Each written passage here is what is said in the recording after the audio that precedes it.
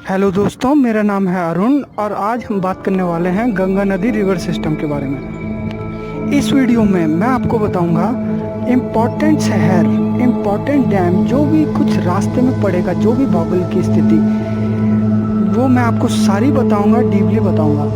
मैं एक्चुअल में आपको उस स्थान पे ले चलूँगा, उस ग्लेशियर पे ले चलूँगा जहाँ से गंगा नदी की एक शाखा अलकनंदा निकलती है। और इस पूरी वीडियो में मैं अलकनंदा नदी रिवर सिस्टम के बारे में भी बात करूँगा और एक दूसरी शाखा भागीरथी के बारे में भी बात करूँगा, लेकिन अगले वीडियो में, क्योंकि जो ये दोनों नदियाँ हैं ये देवप्रयाग में मिलती हैं और इसके बाद ही ये गंगा कहलाती हैं। देखिए आगे बढ़ने से पहले देख लेते हैं यह मैप। इस मैप के सबसे नीचे पे है देवप्रयाग।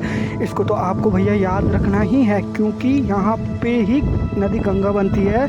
यहाँ पे भागीरथी और अलकनंदा नदी का जो है वो मिलन होता है। इसके बाद है रुद्रप्रयाग, इसको भी आपने ढंग से याद करना है। इसके ऊपर है कर्णप्रयाग, उसके ऊपर है नंदप्रयाग। ये जो चारों प्रयाग है इसको आपने ढंग से याद कर लेना है, मैं दोबारा नहीं बताऊँगा। और जो ये दूसरे नंबर पर है नीचे से रुद्रप्रयाग, इसको आपने ढंग से देख लेना है। ये जो केदारनाथ के चौराबाड़ी ग्लेशियर जो 7 किलोमीटर है ऊपर है केदारनाथ के, वहाँ से निकलता है। ये जो नदी है ये है मंदाकिनी। अब हमारा जो नेक्स्ट पड़ाव होगा वो होगा जोशीमठ। जोशीमठ में भैया हम बार बार आएंगे, क्योंकि इस इलाके को आप ढंग से देख लेना है, क्योंकि इस स्थान पर बहुत ही ज़रूरी जो है important place, important national park, important मंदिर है, इसको आपने ढंग से देख लेना है। इसके अलावा हम विष्णुप्रयाग जाएंगे, जहाँ पे जो है दो नदियों का संगम होता है, जिसका नाम है धौली गंगा और अलकनंदा। ये जो अलकनंदा है, इस जो अलकनंदा वाला रास्ता है, यहाँ से सीधा आगे चलेंगे, रास्ते में पड़ेगा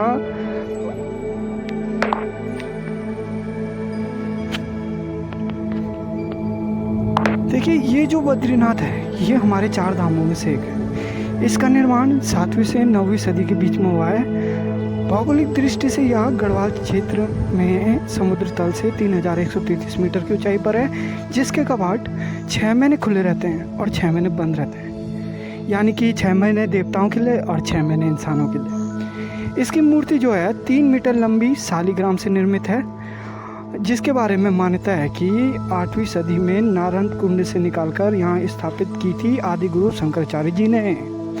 अब क्वेश्चन आता है, ये आदि गुरु शंकराचार्य जी कौन थे, हैं किस राज्य से बिलोंग करते हैं? तो उत्तर है यह केरल से बिलोंग करते हैं। समथिंग इज मैसूर जो है उसके साइड में। इस मंदिर में पूजा अर्चना का अधिकार जो है रावल कहे जाने वाले पुजारी को है, जो कि केरल के ही नंबूदरी संप्रदाय के एक पंडित होते हैं। 8वीं सदी से पहले अलवार संतों द्वारा रचित दिव्य प्रबंध में इसकी महिमा का वर्णन है। इसका उल्लेख विष्णु पुराण, स्कंद पुराण तथा महाभारत में भी है।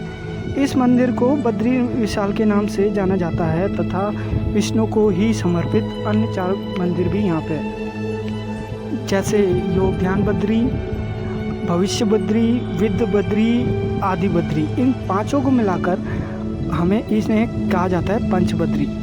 अब इस मंदिर से उत्पत्ति से संबंधित कई मान्यता है।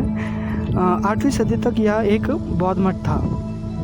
आदि गुरु ही उस समय धर्म की रक्षा के लिए इस धरती पर आए थे या प्रयासरत थे। उन्होंने ही इस मंदिर को कन्वर्ट किया है हिंदू धर्म में, क्योंकि यह मंदिर वास्तुकला में बौद्धों से जुड़ता है तथा इसका मुख्य भाग बौद्ध मंदिर के ही समान है। तथा कुछ कहते हैं कि आदि गुरु ने यहाँ पर 6 वर्षों तक रहे थे। एक कहानी के अनुसार शंकराचार्य जी ने परमार शासक राजा कनकपाल की सहायता से यहाँ पे जो बौद्ध रहते थे उनको निष्कासित सा कर दिया, तथा उनके जो अनुचर थे उन्होंने ही इस मंदिर के प्रबंधन का कार्य अपने ऊपर ले लिया। अब ये कनकपाल कौन था? देखिए कनकपाल जो था वो गुजरात का शासक था, धारा गुजरात का। जो कि केदार खंड की यात्रा पर आया था, मतलब बद्रीनाथ की यात्रा पर आया था। उस समय इस पूरे क्षेत्र पर 52 गढ़ों में से एक चांदपुर गढ़ का शासन था, जिसका शासक था भानु प्रताप। अब भानु प्रताप ने अपनी पुत्री का विवाह कनकपाल से कर दिया, परंतु अब कनकपाल घर जमाई बन गया। गढ़वाल क्षेत्र के राजाओं ने रास्ते में कई गांव बसाए ताकि जो आय मिले उसका उपयोग जो हो वो तीर्थयात्रियों की ठहरने की जो व्यवस्था होती है उसके लिए किया जा सके। समय के साथ परमारों की ही जो गद्दी थी उसको ही बद्रीनाथ की गद्दी कहा जाने लगा। 1803 में इस क्षेत्र में भयंकर भूकंप आया, तो जिसके बाद यह मंदिर जयपुर के राजा द्वारा पुनर्निर्मित करवाया गया।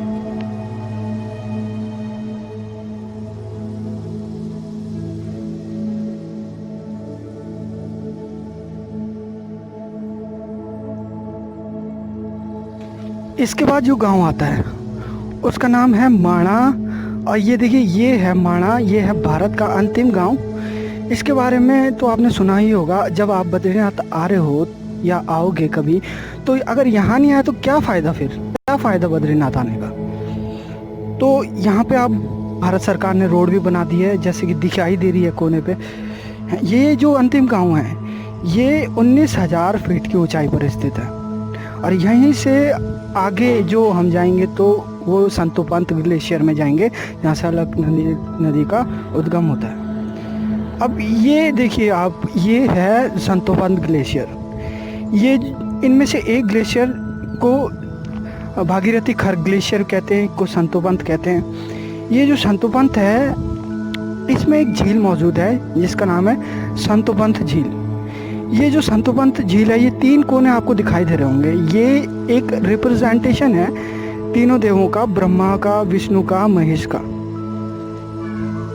ठीक है, मैं आपको बता देता हूँ कि जो ये चोटी दिखाई दे रही है, ये पर्वत दिखाई दे रहे हैं, इसको बोलते हैं चौखंबा। ये 4 खंभों जैसा दिखाई दे रहा है जो आपको, इसे बोलते हैं चौखंबा। ये जो चोटी है ये लगभग 7,300 मीटर की ऊंचाई पर स्थित है समुद्र तल से। और ये जो चोटी है ये आपको आसपास के इलाके जो हैं उनकी मतलब ऊंचाई वाली जगहों से आपको साफ साफ दिखाई दे सकता है। ये पर्वत, यहाँ के जो मूल निवासी हैं वो इसके बारे में जानते हैं, जहाँ से ये जो चोटी है ये दिखाई देती है। अब वापस आ जाते हैं जोशीमठ। ये जो जोशीमठ है मैं आपको इससे 13 किलोमीटर आगे ले चलूँगा ढलान की ओर, जहाँ पे स्थित है विष्णु प्रयाग। ये जो विष्णु प्रयाग है यहाँ पे 2 नदियों का मिलन होता है, एक धौली गंगा, ठीक है, और एक है अलकनंदा। ये जो सीधे सीधे हमने इसी रास्ते आगे निकलना है जो है अलकनंदा। इस रास्ते में आगे जाकर गोविंद घाट नाम की जगह पड़ती है। उस गोविंद घाट से हम आपको ले चलेंगे हेमकुंड साहिब और फूलों की घाटी, वहीं से इसका रास्ता जाता है। देखिए ये है हेमकुंड साहिब, और यहाँ से हमने खड़ी चढ़ाई चढ़नी है। देखिए ये जो ऊपर आपको चोटी में दिखाई दे रहा है ये है हेमकुंड साहिब। इसमें जाने से पहले एक गांव आता है, एक बेस कैंप आता है जिसको बोलते हैं घंगारिया बेस कैंप या घंगारिया गांव। ये जो हेमकुंड साहिब है ये केदारनाथ से अधिक ऊंचाई पर स्थित है। मतलब केदारनाथ था 3,000 की लगभग, ये है 4,329 मीटर की ऊंचाई पर। इसलिए ये मंदिर है, जो ये इलाका है, ये पहाड़ी का चोटी है, इसमें 7 से 8 महीने तक पर आसानी से बर्फ़ जमी रहती है, जिससे कि जो हेमकुंड साहिब है वो केवल 3 महीने खुला रहता है। कहते हैं कि इस स्थान पर गुरु गोविंद सिंह जी ने अपने पूर्व जन्म में तपस्या की थी। इस स्थान के लगभग 2 सदी तक गुमनामी में बने रहने का इतिहास है। जैसे कि 10वें ग्रंथ में वर्णन है कि राजा पंडु जो हैं यहाँ पे ध्यान योग किया करते थे। एक दिन राजा पंडु ध्यान योग कर रहे थे तो अचानक भगवान ने उन्हें दर्शन दिए, और भगवान ने उन्हें आदेश दिया कि अगले जन्म में तुम्हारा जन्म सिख गुरु गोविंद सिंह के रूप में होगा। सबसे पहले इस जो ये भौगोलिक स्थिति है इसका पता पंडित तारा सिंह नरोत्तम ने लगाया था इस स्थिति का पता। बाद में प्रसिद्ध विद्वान भाई बीर सिंह ने हेमकुंड के विकास के बारे में खोजकर महत्वपूर्ण भूमिका निभाई। उसे पढ़कर रिटायर्ड आर्मी मैन भाई संतोष सिंह ने इस स्थान को खोजने का फैसला लिया। उन्होंने इसके लिए स्थानीय लोगों से पूछा। स्थानीय लोगों की सूचना के आधार पर उन्होंने डिसीजन लिया, वह स्थान खोजा जिस स्थान को लोकपाल कहते थे। उन्होंने बाद में तपस्थली भी खोजी और उसके बाद उन्होंने कुंड भी खोज लिया। देखिए, ये है फूलों की घाटी। ये जो घाटी है ये 1982 में नेशनल पार्क बना। अगर आप इसकी खूबसूरती देखना चाहते हो एक्चुअल में तो जून के महीने और मई के महीने आइएगा। वैसे उस दौरान यहाँ पे बरसात का मौसम होता है पूरे भारत में, जो खासतौर पर उत्तरी भारत में, और यहाँ पे तरह तरह के फूल खुलते हैं उस समय, जो कि बहुत ही नज़ारा इस जो भौगोलिक स्थिति है उसका खूबसूरत बना देते हैं। इसके अलावा यहाँ पे कई मेडिसिनल प्लांट पाए जाते हैं, बहुत सी फ्लावर्स पाए जाते हैं। और इसी पार्क के आसपास यानी कि थोड़ा सा आगे भारत की दूसरी सबसे ऊंची चोटी जिसका नाम है अलकनंदा, जिसकी ऊंचाई है 7,816 मीटर, वो है। देखिए, अब हम वापस आ जाते हैं विष्णुप्रयाग में, जहाँ मैं बार बार आ रहा हूँ, जहाँ पे दो नदियों का मिलन होता है, धौली गंगा और अलकनंदा। ये जो धौली गंगा है ये जो सीधे सीधे हमने इस रास्ते में जाना है, और ये जो आ रही है ये है अलकनंदा। इस घाटी में जो हम आगे जाएंगे यहाँ पे एक बहुत इम्पोर्टेंट पार्क पड़ता है जिसका नाम है नंदा देवी बायोस्फीयर रिजर्व। ये बायोस्फीयर रिजर्व क्या है? यहाँ पे जो पार्क है प्लस जो फूलों की घाटी है, इन दोनों को मिला के पूरा बनता है नंदा देवी बायोस्फीयर रिजर्व। अब भैया मैं बार बार नंदा देवी कर रहा हूँ। इस नंदा देवी के चक्करों में मुझे अब याद आ रहा है उस यात्रा के बारे में जिसका नाम है नंदा देवी राजजात यात्रा। आपने अगर सुना है तो कमेंट बॉक्स में आप बताइए कि क्या होती है नंदा देवी राजजात यात्रा। देखिए, ये जो इलाका आता है ये ट्रांजिशन जोन में है, यानी कि ये जास्कर रेंज में और ग्रेट हिमालय के बीच में पड़ता है। और ये जो इलाका है ये बहुत ही diverse habitat community and ecosystem है। यहाँ लगभग 1000 से ज़्यादा प्लांट स्पीसीज है। इसके अलावा यहाँ कई इंडेंजर्ड स्पीसीज पाई जाती हैं, जैसे Himalayan black bear, brown bear, भूरा भालू, मस्क डियर, भरल जो एक भेड़ की प्रजाति होती है। उसके अलावा स्नो लेपर्ड जो बहुत कम, लगभग एक्सटिंक्ट हैं वो लोग, मतलब ये कैट्स जो है बहुत ही खूबसूरत है। इसके अलावा इस बफर जोन में 45 गांव आते हैं। इसके बाद हमारा जो है नंद प्रयाग आता है, और इस नंद प्रयाग के बारे में हम ज़्यादा डिस्कस नहीं करेंगे क्योंकि इससे वीडियो लंबी होती है। बस इतना जान लीजिए, यहाँ पे दो नदियों का मिलन होता है। एक है नंदाग्नि, नंद प्रयाग नंदाग्नि, दूसरी है अलकनंदा। अब देखिए, ये है कर्णप्रयाग। यहाँ पे भी दो नदियों का मिलन होता है, एक है अलकनंदा और एक है पिंडर। ये राइट हैंड साइड से आ रही है, ये है पिंडर नदी। इस जो सिटी को कहा जाता है कर्ण का शहर। अब हमारा नेक्स्ट शहर आता है रुद्रप्रयाग। देखिए, ये है रुद्रप्रयाग। ये जो रुद्रप्रयाग में दो नदियों का संगम होता है, मंदाकिनी और अलकनंदा। ये जो सामने से आ रही है ये है मंदाकिनी, और इस नदी के मुहाने हमने उस ग्लेशियर में जाना है जहाँ से मंदाकिनी निकलती है। एक्चुअल में हम केदारनाथ जाएंगे। देखिए, ये है केदारनाथ। ये मंदिर हमारे 12 ज्योतिर्लिंगों में से एक है। इसका निर्माण पांडव वंश के राजा जन्मेजय ने किया था, लेकिन कुछ मानते हैं कि इसका निर्माण जो है वो आदि गुरु शंकराचार्य जी ने किया था। ये जो मंदिर के अंदर शिवलिंग है ये बहुत ही प्राचीन शिवलिंग है, और यहाँ पे कुछ दिनों पहले एक गुफा भी खोली गई थी जहाँ पे प्रधानमंत्री मोदी जी ने आके ध्यान साधना की थी। लेकिन आप ऋषिकेश से ही आ सकते हैं, लेकिन अगर आप यहाँ आना चाहते हैं तो एक दिन में इतना थकावट भरा रास्ता आप तय करोगे तो क्या मज़े रह जाएंगे हमारी यात्रा के।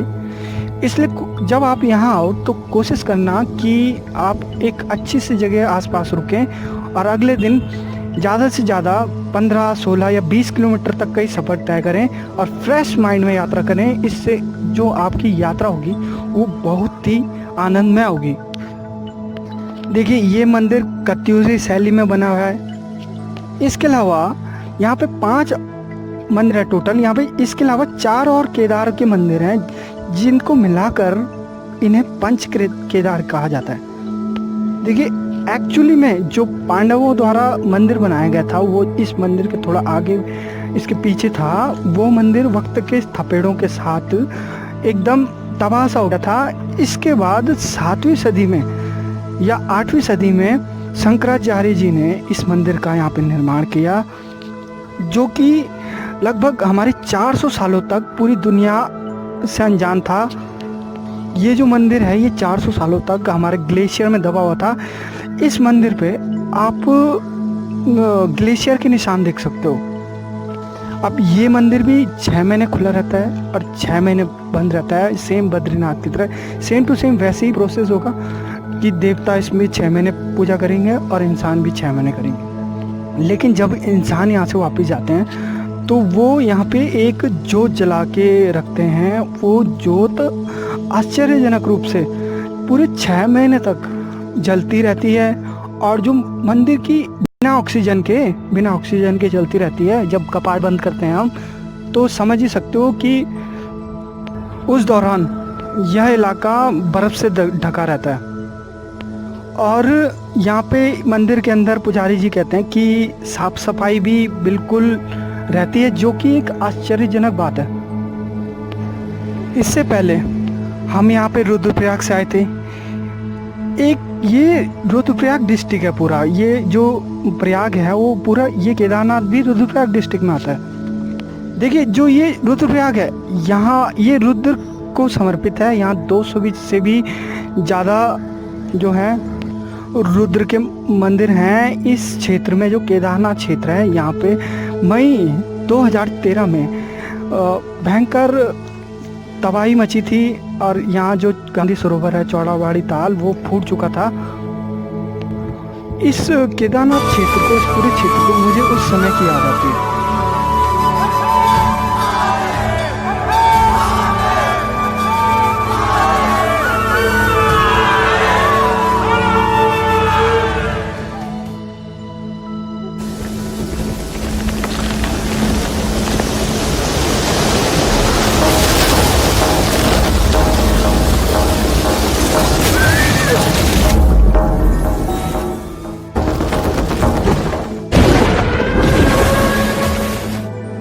देखिए ये है धारी देवी।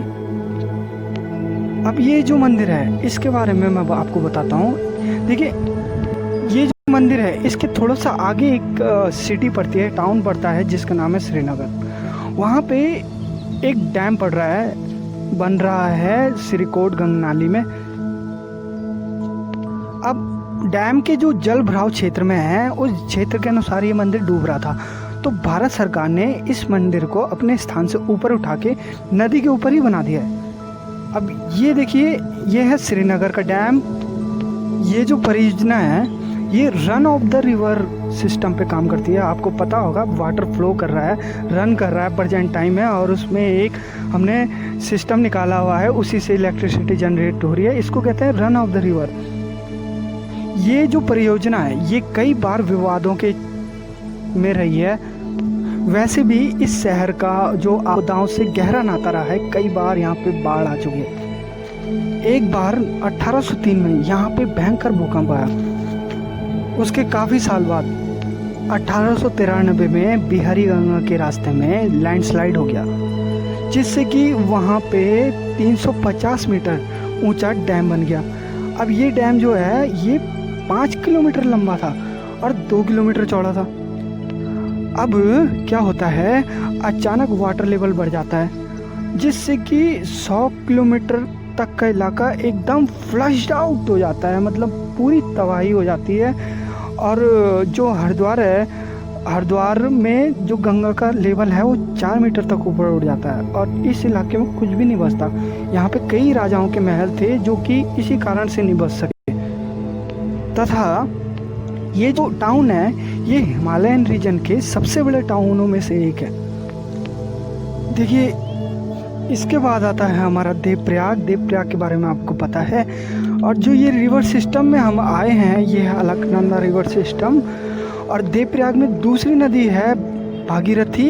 इसके बारे में मैं आपको बाद में बताऊंगा। रास्ते में पड़ने वाले इम्पोर्टेंट शहर, इम्पोर्टेंट डैम्स जैसे टिहरी डैम्स, बहुत ही इम्पोर्टेंट जानकारी आपको दूंगा।